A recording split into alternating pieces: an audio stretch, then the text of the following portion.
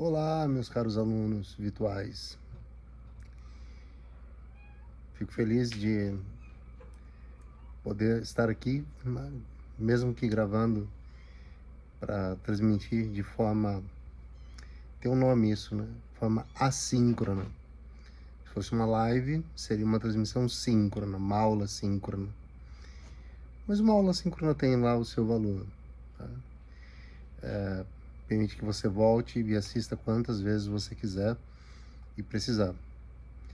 E não raro, é como a leitura de um livro difícil.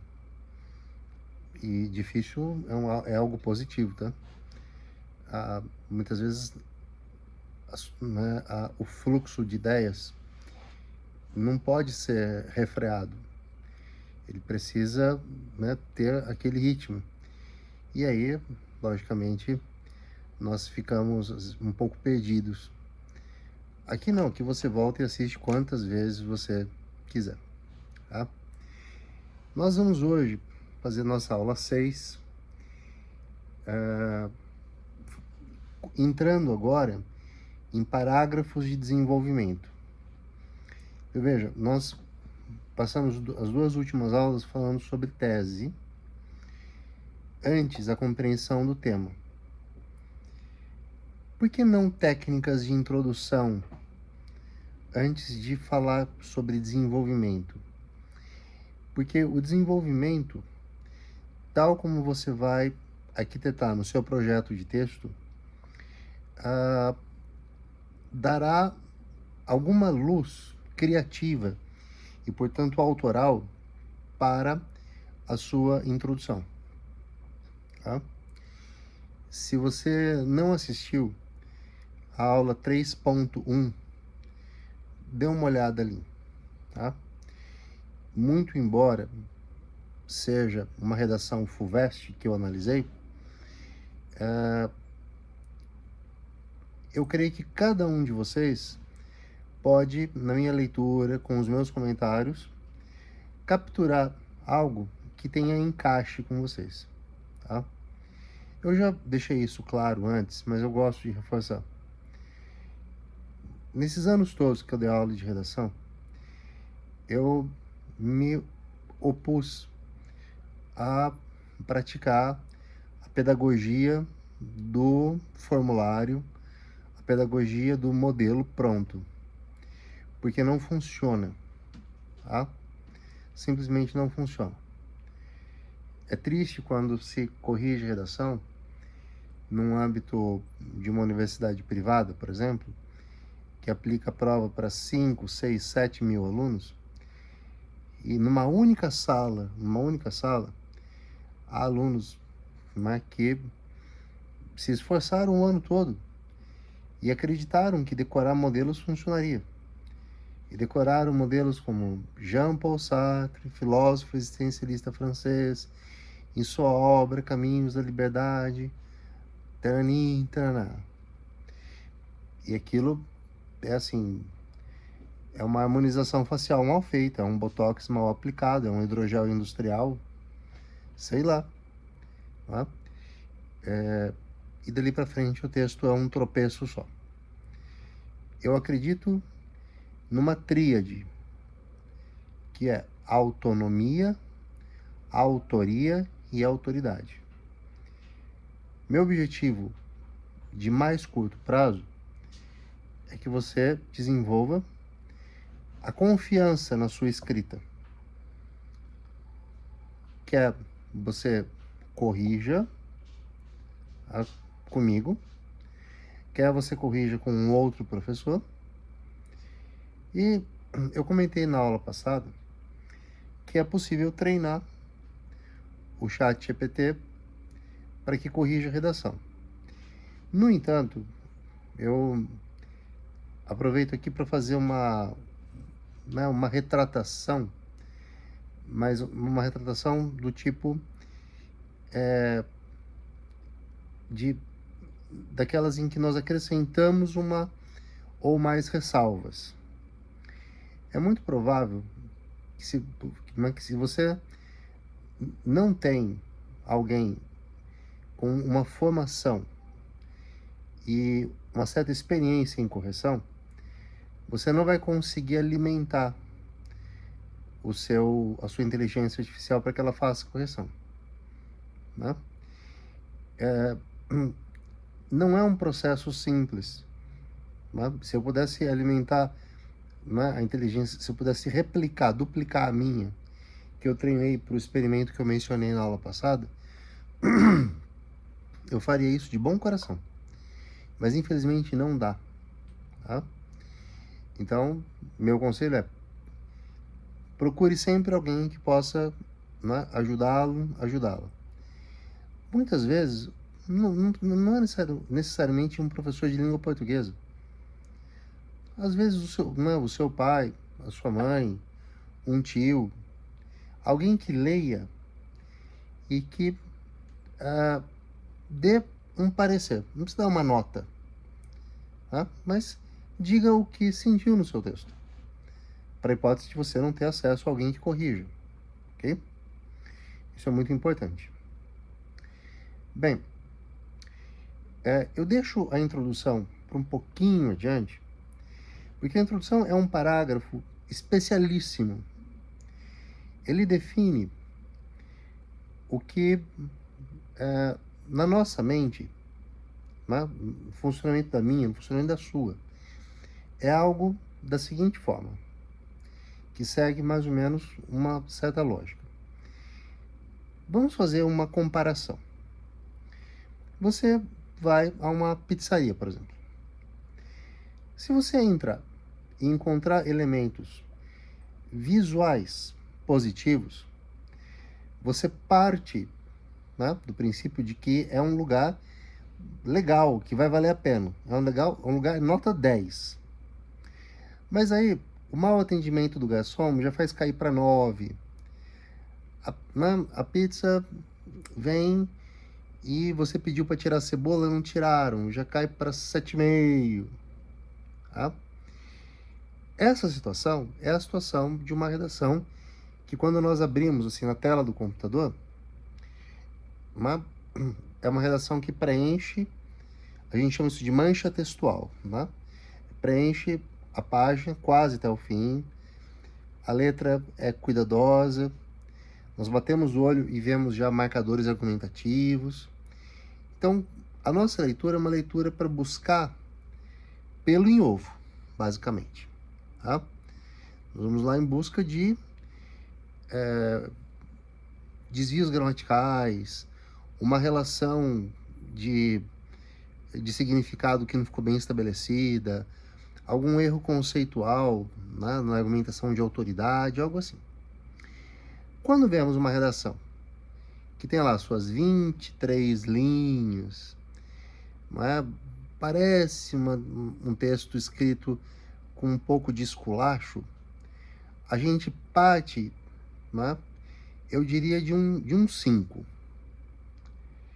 Buscando algo que na grade de correção eleve a nota, mas também buscando algo que possa diminuí-la mais. Tá? A introdução, quando se bate o olho naquela redação que preenche a folha toda, né? Pode ser tudo injeção de linguiça, a gente vai averiguar na leitura. Né? Mas está lá, aquela redação bonita. No caso do Enem, a maior parte das notas 1000 não tem título. O título não é obrigatório. Tá? Então, olhamos lá, lemos na introdução, né, uma analogia, uma referência à mitologia, à literatura, à sociologia, à história. Né? É daí que vem, né, aquele modelo, né? Jean-Paul Sartre, filósofo existencialista francês, em sua obra Caminhos da Liberdade. Lá. Porque alguns, né, dos meus colegas não têm fé nos seus alunos. Né? Eu penso de uma maneira diferente. Se o primeiro parágrafo tem esse poder de impulsionar e de direcionar bem a leitura do avaliador, então eu prefiro ao longo do ano discutir ideias e acreditar que você vai tomar nota dessas ideias, que você vai se aprofundar. E como eu disse na aula anterior, né, nós temos debatido muito inteligência artificial. A inteligência artificial pode ser um grande colega de estudo, tá? Desde que ele seja um colega de estudo, não aquele, né, amigo nerd que você chupinha para que faça tudo no seu lugar. Não, isso não. Mas se eu menciono, né, por exemplo, um livro, você talvez não tenha tempo de ler esse livro, mas né, uma inteligência artificial pode sinteticamente expor a ideia e você pode, né, anotá-la da forma que você achar mais conveniente com o seu estilo de escrita, de forma que nós não trabalhamos com modelos. Então, eu vou mostrar daqui a algumas aulas como, olhando o projeto, você pode tomar decisões que vão fazer da introdução, digamos assim, uma vértebra da cervical da coluna que é o texto. Então, se o texto começa numa vértebra cervical, ele vai ter a dorsal, ele vai ter a lombar e vai terminar lá no cóccix, não é? Então, nós vamos usar essa analogia outras vezes no futuro. O foco hoje é pensar nos parágrafos de desenvolvimento. Veja, eu nem preciso de uma lousa para fazer esqueminhas, fluxogramas, já que o que me interessa é a sua atenção. Então preste bem atenção. Quando você lê a frase tema, tá, você observa com cuidado as palavras-chave. A frase tema da nossa aula de hoje é essa aqui, ó. Caminhos para a redução de atividades que afetam o clima no Brasil. Então, esse é um tema com carinha de Enem, bonitinho. O tema da aula passada foi um tema FUVEST, tá? Então, os alunos que prestam Enem, aproveitem a aula, mas se quiser desenvolver como um exercício, é sempre bem-vindo. Esse é um tema, né, bem estilo Enem. Veja, imagina que essa frase afirmativa se transforme numa pergunta. Quais são os caminhos para a redução de atividades que afetam o clima no Brasil? Aqui eu vou te dar uma dica importante. Todos os temas que discutem meios de ação para minimizar ou até eliminar um problema, tá, nos convidam a raciocinar em 3 camadas. Uma camada são caminhos, meios de ação de longo prazo. Os de longo prazo são os que são postos em ação agora, mas vão colher frutos daqui um X, né, um delta T, né, um intervalo de tempo. Por exemplo, criminalidade. Criminalidade, em grandes cidades, está, né, atrelada a um afastamento, né, mas um afastamento do Estado no sentido ativo. Então, né, cria-se uma estrutura de poder de crime e a solução que pode realmente ser transformadora passa pela educação. Mas essa educação, ela tem que ter a qualidade necessária desde a base. Então, supondo que as crianças chegam, né, no caso de famílias de periferia em que pai e mãe têm que trabalhar, isso começa numa creche. Depois na educação infantil, Fundamental 1, Fundamental 2 e o ensino médio. Então é um campo de ação que eu, né, penso em cerca de 20 anos, né, considerando uns 2 ou 3 anos de implantação, e depois ela pega uma geração que vai 18 anos depois, 17, 16, né, vir para a sociedade perfeitamente, né, equipada e preparada para não se render ao crime. Né, em nenhum sentido. Né, em nenhum sentido. Bom, é longo prazo. Na via oposta, antes que eu fale de médio prazo, as de curto prazo são os caminhos paliativos. O que é uma coisa paliativa? Veja, se eu agora me sinto um pouco mal, né, e me valho do termômetro para saber se eu tô com febre, tô com febre. Olho lá, 38,5. Posso pegar um comprimido de ibuprofeno, né, de pirona, a febre passa. Mas eu não sei o que está causando essa febre. É uma infecção? É uma inflamação? É uma intoxicação alimentar? Eu não sei. Mas eu tomei a decisão de, né, assim, colocar panos quentes em cima do grande problema.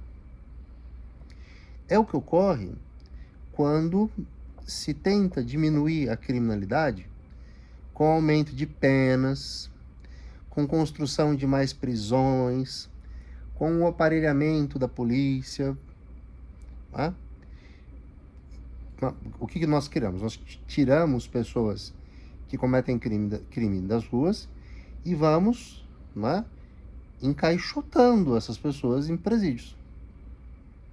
Se não me falha a memória, quando o governador Geraldo Alckmin, né, encerrou o seu mandato, o período em que esteve tanto como vice-governador de Mário Covas, um intervalo que ficou fora, depois voltou, um período de quase 20 anos, o estado de São Paulo ganhou mais de 40 presídios novos e nenhuma unidade de universidade estadual. Isso é bem significativo. Uma dica interessante é pensar o seguinte: para obter engajamento da sociedade e angariar simpatia, conquistar simpatia por medidas de longo prazo, é preciso oferecer também de curto prazo. É um jogo. Esse é o sentido talvez mais profundo da palavra política. É a ética do estar na polis. É o jeito de estar na polis. O que é a polis? É a cidade. A cidade, metaforicamente, hoje, é o Estado, é a nação. Então, é inteligente ir por esse caminho. E entendendo que existe um problema imediato que pode ser minimizado de uma certa forma, mas isso só resolve, né, o problema que na reta final. Ele não consegue extinguir a fonte do problema.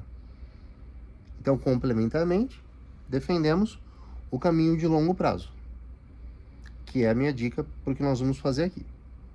Tá? Mas hoje nós vamos fazer um trabalho um pouco diferente, que é, vocês têm no material uma proposta de redação do Enem, e eu achei interessante que a aula 5 e a aula 6 tivessem uma estrutura parecida, para vocês observarem como o Enem traz textos que localizam o aluno menos preparado, que talvez pudesse tropeçar no significado de um conceito, o sentido de um conceito, o significado de uma palavra e traz dados. Tá?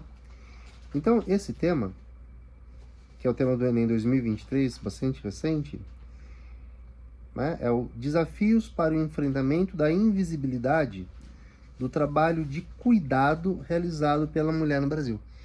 Olha como esse recorte, ele é assim, muito, muito específico.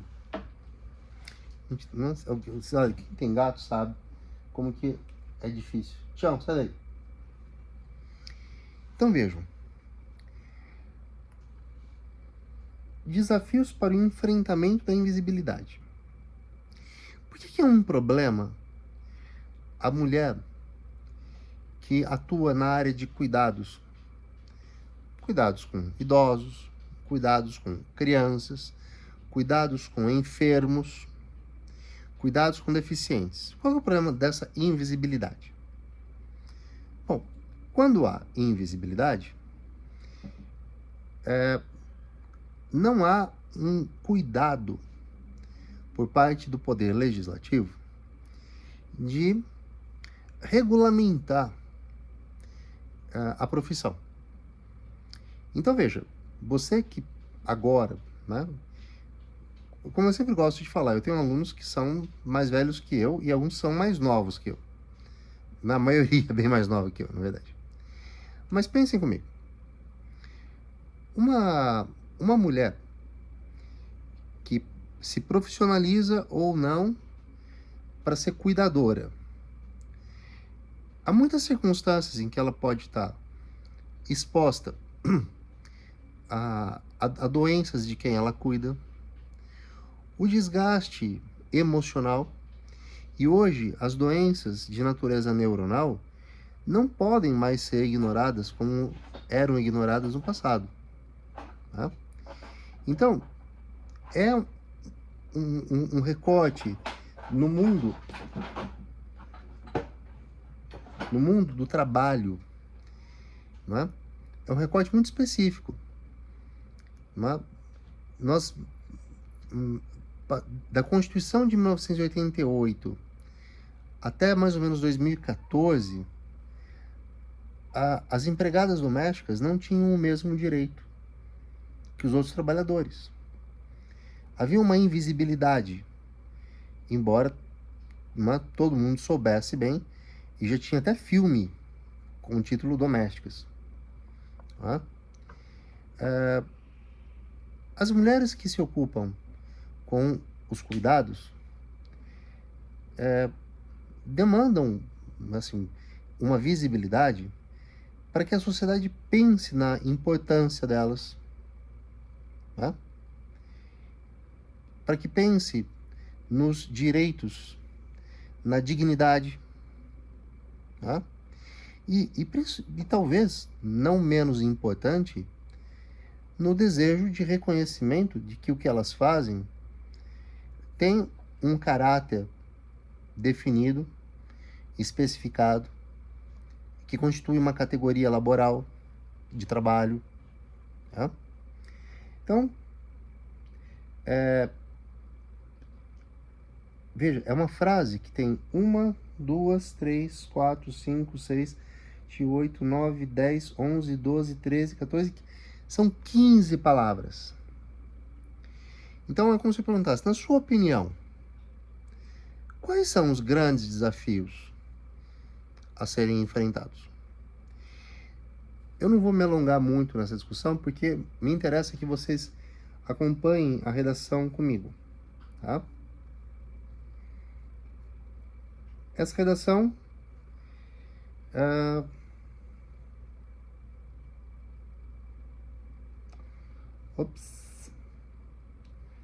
terei que fazer uma correção nesse material. Mas a redação que eu havia selecionado, eu vou, antes de subir o arquivo, o link, eu faço a mudança. Então eu vou fechar o computador que não vai ter mais utilidade para nós agora. Então vamos lá. A redação, nota 1000 para essa proposta, ela se iniciava com uma referência a, a um filme que me espantou quando eu vi, né? E essa redação, na verdade, que eu coloquei não é uma redação nota 1000, é uma redação 980, que me foi cedida por uma ex-aluna. Ela começa com uma referência a um filme meio blockbuster, né? Blockbuster, esses filmes que passam no cinema, né? Lucram milhões de dólares. E faz referência é um filme baseado num livro do Stephen King. Aquele autor que escreve livros de terror, né? Terror meio psicológico.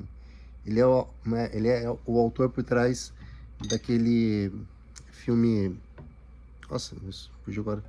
O nome tá difícil. It. Aquele do palhaço, né? E essa obra é interessante porque ela mostra a relação de uma mulher simples numa ilha que cuida de uma, né, de uma idosa para quem ela trabalha como empregada doméstica, e a relação de afeto entre elas, na verdade acho que afeto não é bem a palavra certa, é a relação de um sentimento, né, oscilante, meio, né, bipolar, mas que habita um segredo. Mas isso não aparece na redação. Aparece só o fato de que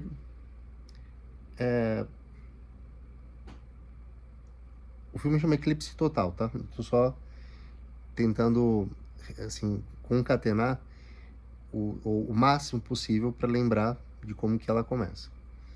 Então ela diz assim, que no filme Eclipse Total, vírgula, né? Cat Bates interpreta Dolores Claiborne, uma mulher, vírgula, né?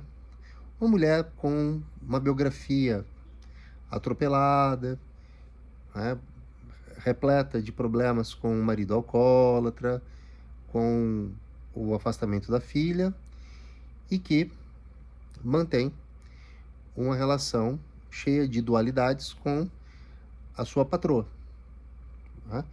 De quem já foi, né, apenas empregada doméstica e posteriormente, né, tornou-se cuidadora. Aí faz aquela coisa, né? Ao se transpor a complexidade figurativa do filme para discussão sobre a invisibilidade das mulheres que atuam como cuidadoras no Brasil, vírgula, né, na maior parte das vezes de forma, na maior parte das vezes na informalidade, tá? É fundamental compreender que há dois pontos desafiadores a serem tratados. Tá? O primeiro e mais imediato é a regulamentação para proteção, tá, e resguardo de direitos daquelas que já estão tá, estão no mercado cuidando. E aí ela cita, né? Como falei para vocês, idosos, acamados, enfermos, crianças. Aí coloca assim: no entanto, não se pode, né, ela coloca entre aspas, tapar o sol com a peneira, fecha aspas, e acreditar que sem uma... Como que ela usa, meu Deus? E que sem um aparato social de preparo para essa profissão, semelhante ao que enfermeiros e enfermeiras, né, gerontólogos, terapeutas ocupacionais, dentre outros profissionais, têm, né? Criando-se uma nova carreira que pode ter tanto formação de nível superior quanto uma formação, né, como tecnólogo. Algo mais ou menos assim, tá? Interessantíssima a abordagem. Interessantíssima. Quando ela recebeu a nota, né, lamentou, porque era uma redação que não tinha nenhum desvio gramatical. Nenhum desvio. E um corretor deu 200 na competência 1 e o outro deu 160. Aí, somando, 960 com 1000, deu a média 980.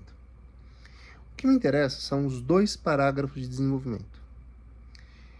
E quando vocês tiverem a redação, vocês vão assistir a aula vendo essa redação que eu estou comentando agora. Ela só não está nas minhas mãos nesse momento, mas eu tenho uma boa memória. Essa redação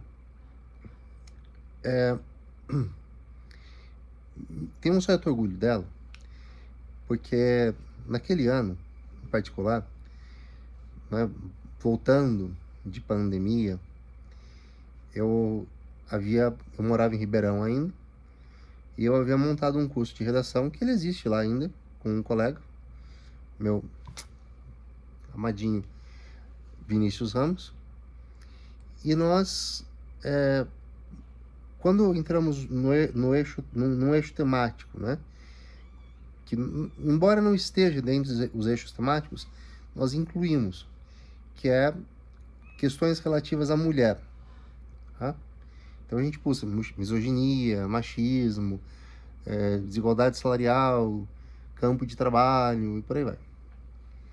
Então nós montamos um tema que não foi igual a esse, mas tratamos de invisibilidades, né, relacionadas à mulher na sociedade.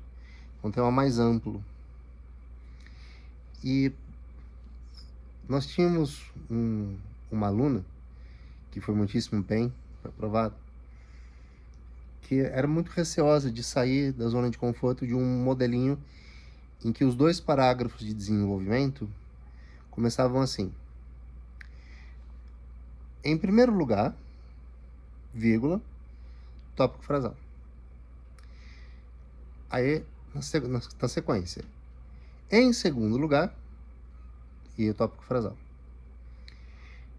Bom, ela tinha uma certa razão em acreditar naquilo, porque entre as redações nota 1000 de 2021 e 2022, apareceram redações com essa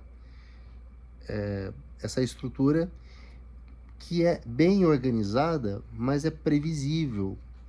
É o que eu particularmente, né, o Thiago, chamo de clichê estrutural. E eu consegui nas correções mostrar a ela que ela muito bem poderia organizar a sua redação sem esses clichês. E havia outros, tá? Havia outros. Então, nós tínhamos trabalhado alguns textos, analisando o que funciona, o que poderia funcionar melhor, né? Principalmente textos deles mesmos.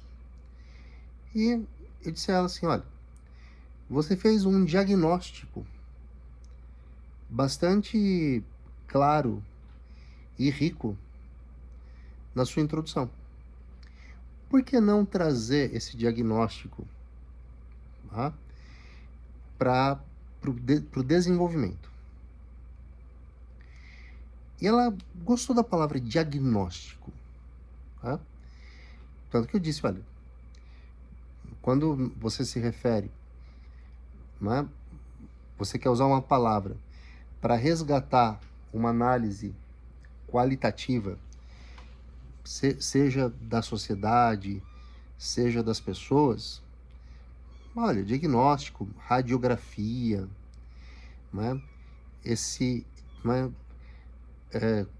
exame completo, são expressões que funcionam muito bem, né? E não são comuns. Portanto, elas dão um caráter de autoria. Mas o importante é, tem que combinar com você. Porque lembra que eu falei dos 3 princípios? A autonomia, a autoria. Esses 2 me interessam muito. Porque você só precisa desses 2. Mas quando se alcança a autoridade, e para explicar o que é autoridade, vou te convidar a puxar aí da sua mente, na verdade não precisa nem puxar, porque muitos de vocês fazem cursinho ou ainda estão no ensino médio, né? Mas sabe quando tem um colega que ele é muito bom em física e todo mundo quer estudar com ele? Porque ele até ajuda o professor, né, na hora de resolver exercício e tal. Esse cara tem autoridade. Então ele começou se sentindo bem e se sentindo à vontade, né, como alguém que confia em si mesmo, que pode aprender. Depois ele desenvolve o jeito próprio de organizar suas ideias naquela área. E por fim, ele entende como que ele, né, consegue ajudar, seja, né, recebendo por isso, seja como uma espécie de favor, né, uma retribuição por esse dom, vamos colocar assim. Né? Isso é indiferente. Mas se você chegar à autoria, já está ótimo. Então, eu perguntei a ela, por que te agradou tanto o diagnóstico? Ela disse, porque eu trato o desafio de fazer uma redação, e ela citou uma série, dessas séries médicas, né? Que os médicos ficam brigando para tentar entender que doença o paciente tem.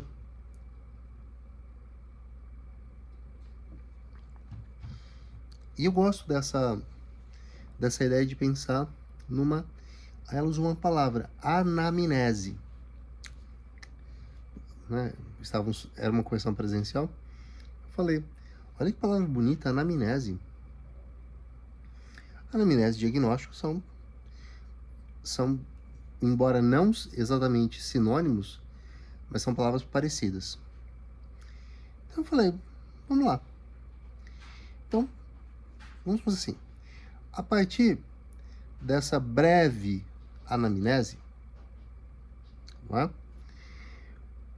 O que se constata é... Né? O que se constata... Ela usou uma palavra, não é vacuidade, mas dá a ideia de vácuo, né? Em que a profissional cuidadora vive. Porque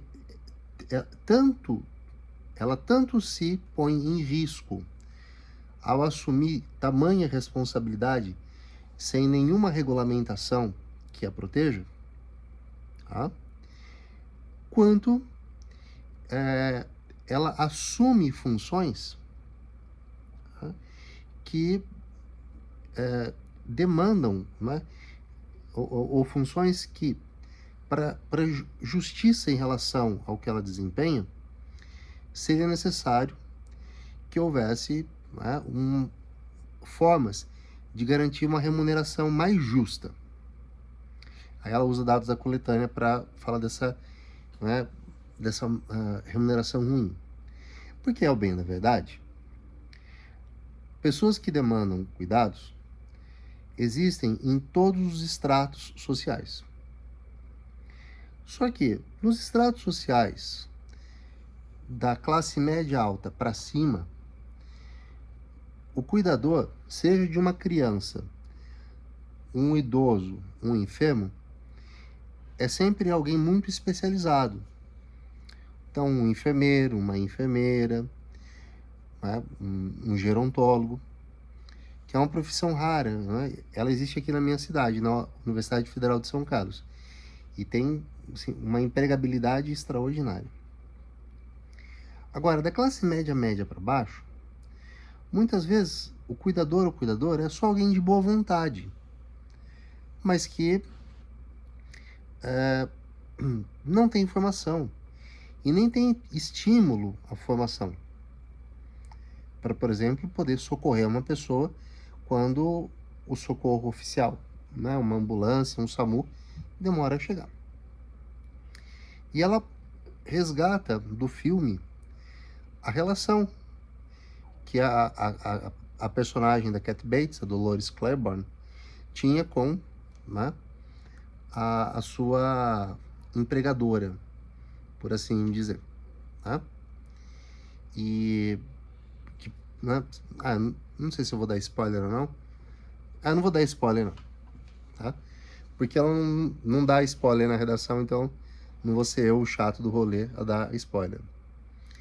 Pois bem, algo que acontece que faz com que a sociedade se volte contra Dolores. Porque ela era vista apenas como uma empregada doméstica. O que não é desmérito nenhum, todas as profissões são úteis. Mas ela estava ali numa outra função. Ela aceitou responsabilidades que ela provavelmente não sabia a dimensão que tinha. Não é? Ela precisou lidar com desafios imensos. Não é? E aí, então, ela vai explicando, dando alguns exemplos, e deixa um gancho, dizendo que, né, quaisquer medidas que fossem, não é, realizáveis para aquelas questões, ainda assim seriam medidas que só, não é, diminuiriam o problema no momento presente, mas não garantiriam que o problema continuasse a chegar, né? Continuasse a se replicar por falta de algo de base. Então, ela diz, né? Ela usou diagnóstico em cima e usou anamnese embaixo. Aí ela diz, né? Numa anamnese mais cuidadosa, né? Diante de um quadro mais complexo, né? Aí ela faz uma referência a Machado de Assis. Machado de Assis, vírgula, né? Embora não tenha enfatizado, né, o que se discute, o que aqui se discute, levanta um ponto com o conto O Enfermeiro.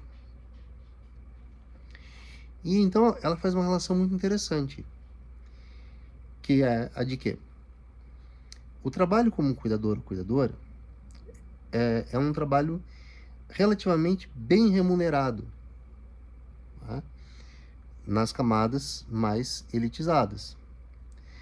A classe média, diferentemente das classes C, D e E, essas realmente não têm escapatória.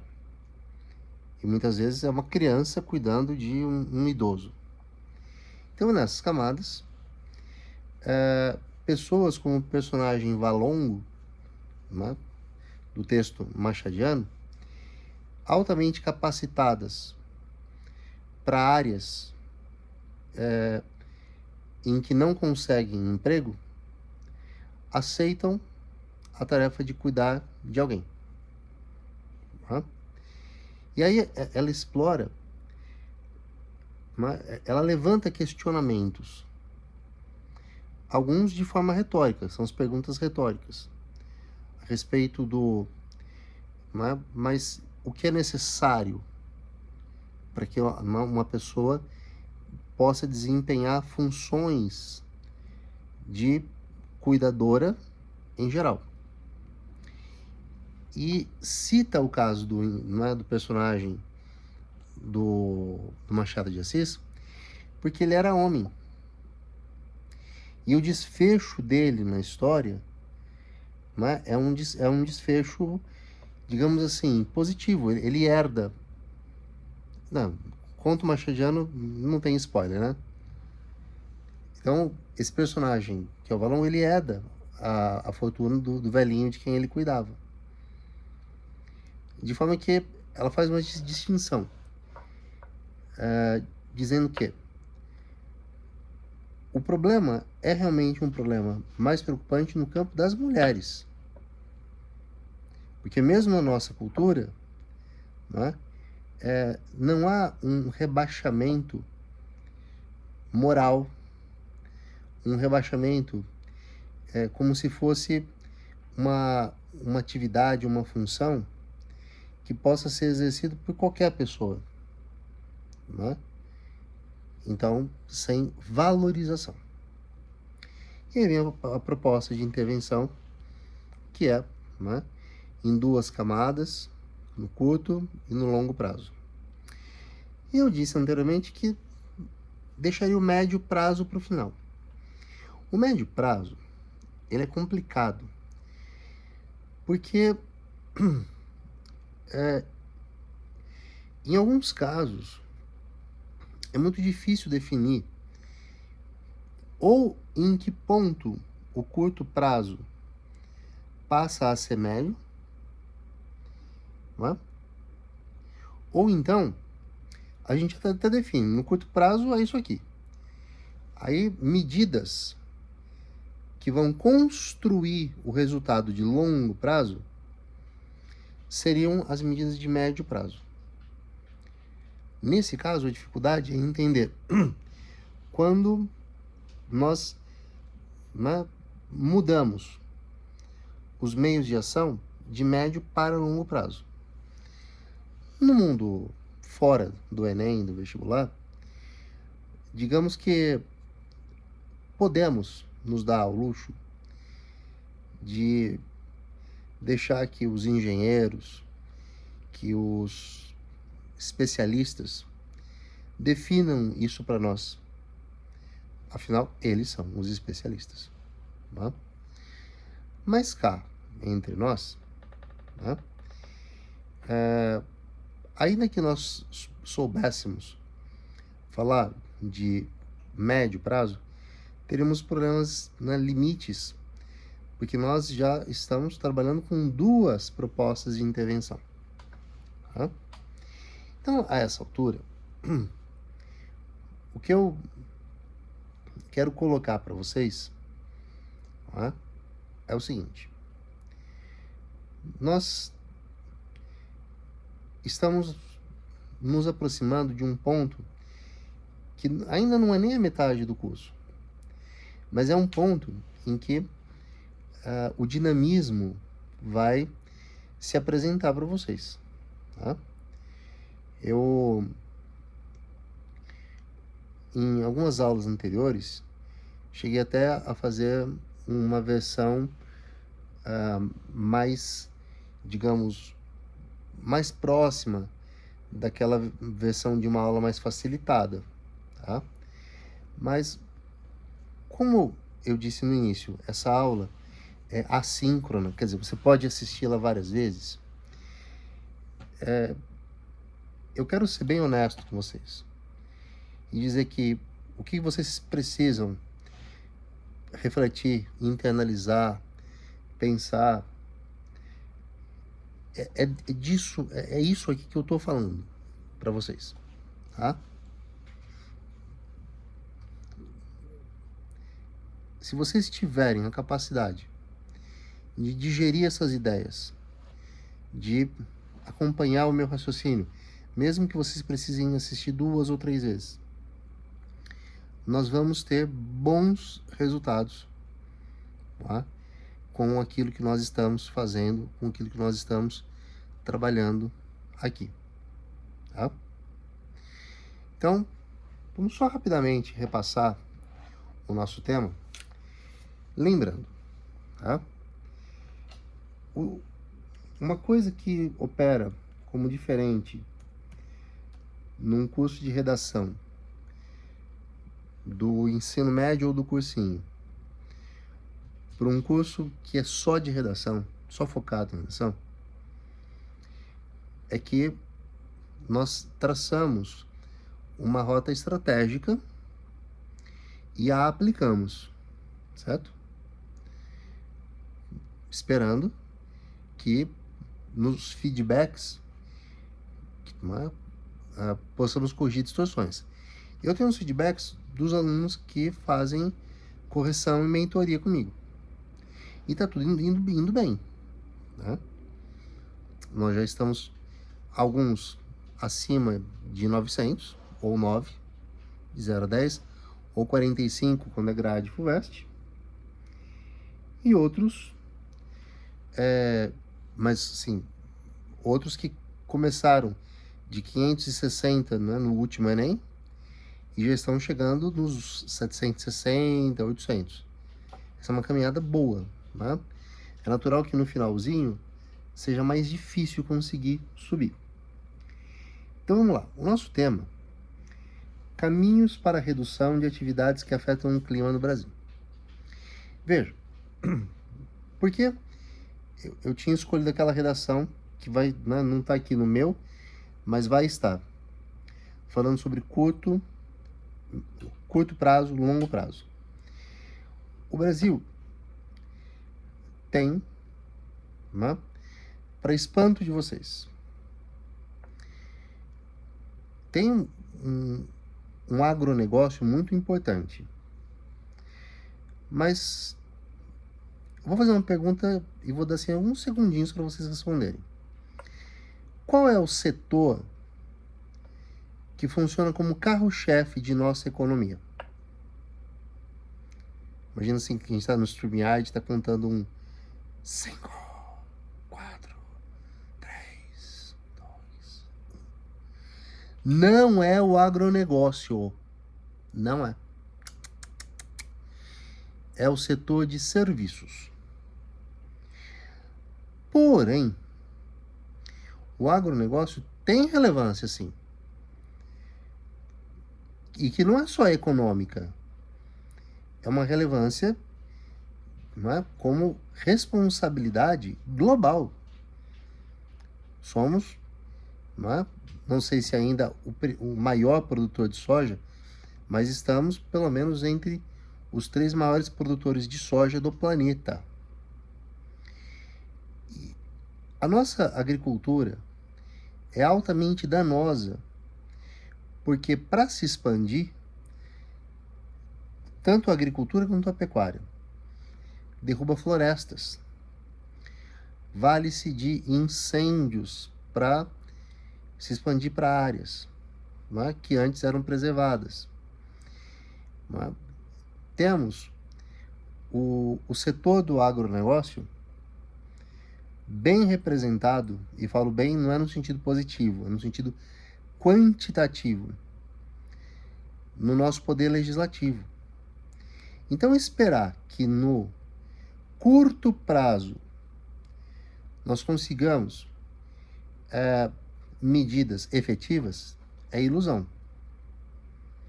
Será no longo prazo. Mas esse longo prazo depende do quê? Né?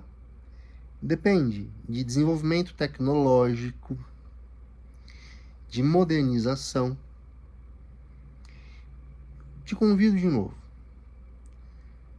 Use o seu chat GPT e pergunte a ele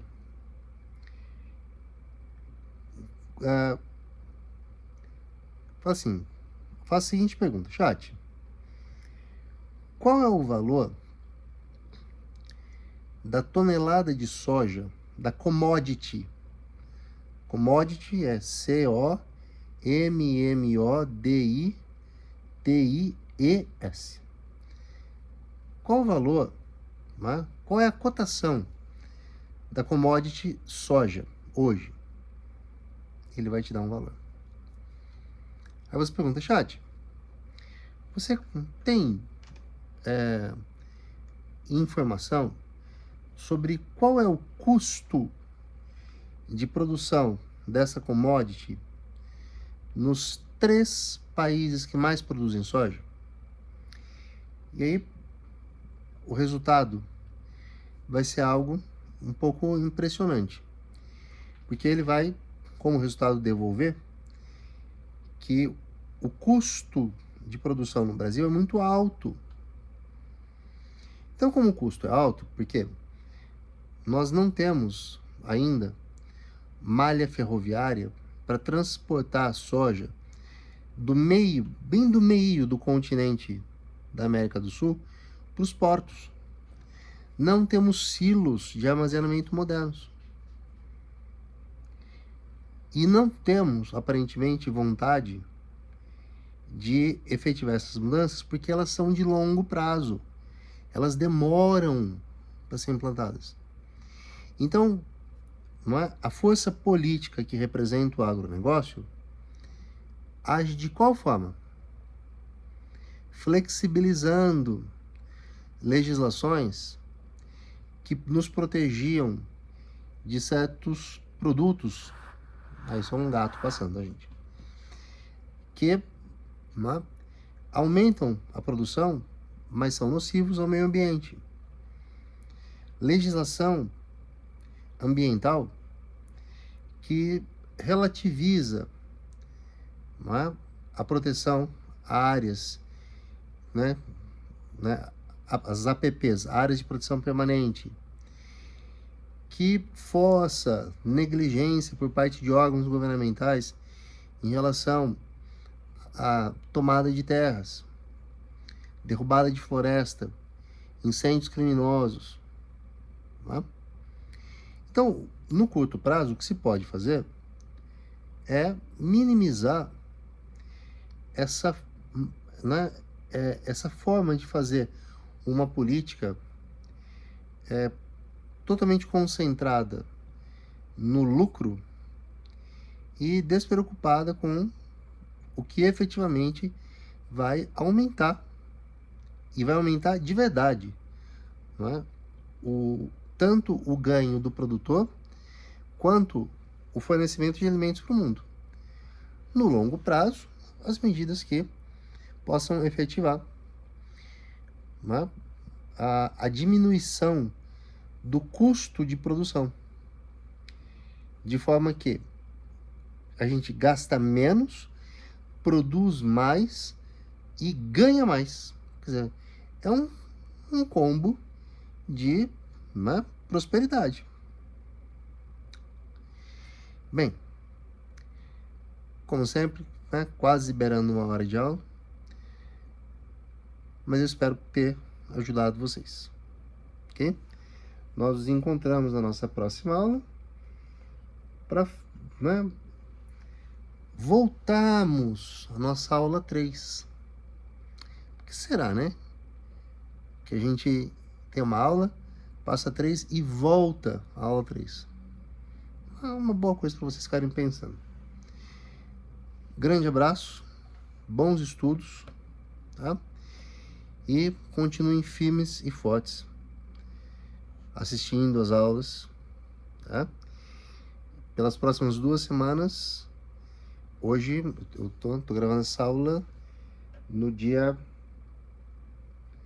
27 de março. Então, a semana que começa no dia 1º de abril, 31 de março, depois 7 de abril, não temos horários mais, caso você me assista agora, né? Se você me assistir em qualquer outro momento que esse vídeo vai ficar postado, pode ser que eu tenha. Entre sempre em contato, manda mensagem, e se tiver disponibilidade, nós marcamos, ok? E é isso. Obrigado pela paciência de ouvir, como dizia a minha mãe, né? Um semi-idoso falando pelos cotovelos. Então fiquem bem.